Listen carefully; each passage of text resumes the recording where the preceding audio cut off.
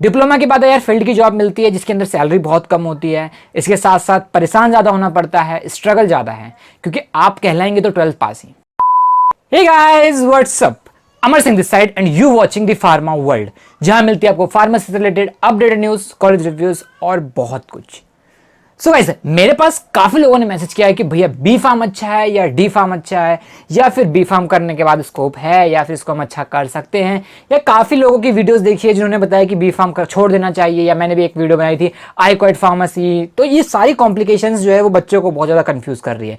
तो हमें लाइफ में कंफ्यूज नहीं होना है, इसी के ऊपर आज की वीडियो में लेकर के आया हूँ B pharm versus D pharm, दोनों में से बेस्ट कौन सा है। तो चलिए बिना टाइम का वेस्ट किए वीडियो को स्टार्ट करते हैं और देखते हैं आज की ये वीडियो।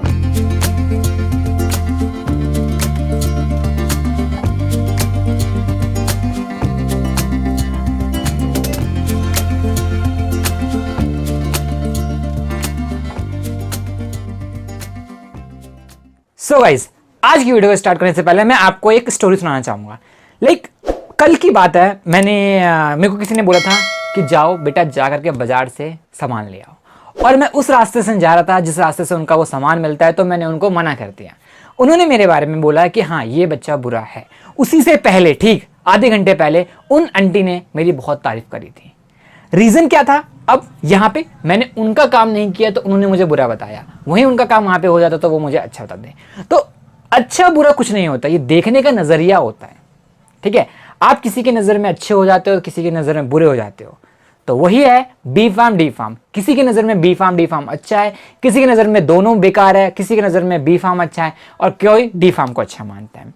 तो डिफरेंस क्या है यार बी फार्म और डी फार्म के अंदर?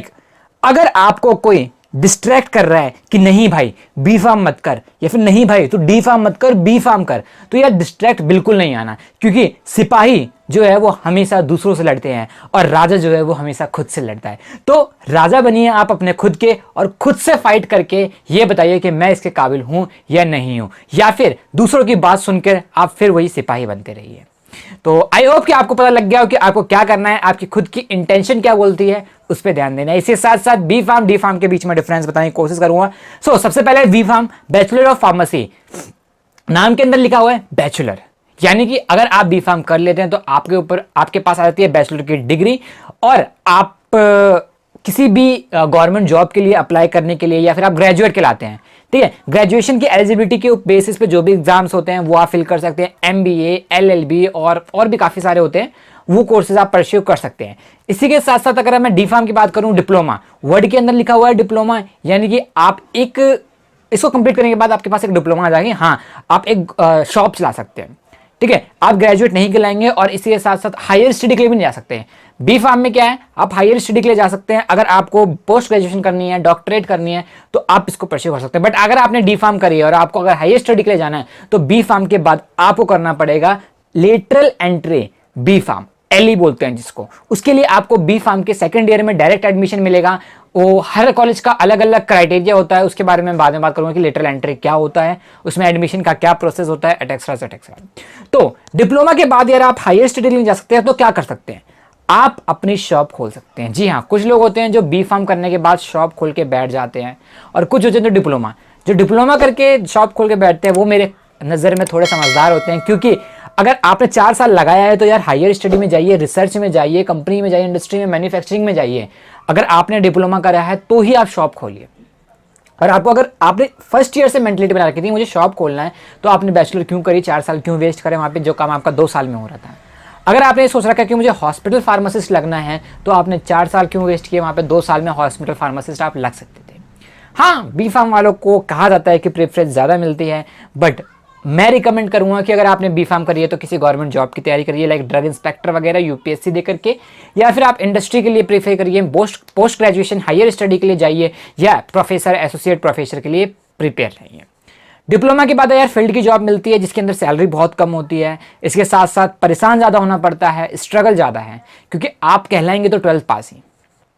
बैचलर की बात करूं तो इसके अंदर सेटिंग जॉब भी मिल जाती है QA QC में, एनालिसिस के अंदर सिर्फ बी फार्म करने के बाद भी। अगर आप थोड़ी और मेहनत करते हैं एम फार्म, वहाँ पैकेज बहुत अच्छा मिल जाता है और AC वाला काम होता है, ज़्यादा परेशान नहीं होना पड़ता है, और 9 to 5 जॉब होती है, तो 5 बजे के बाद कोई टेंशन नहीं होती है।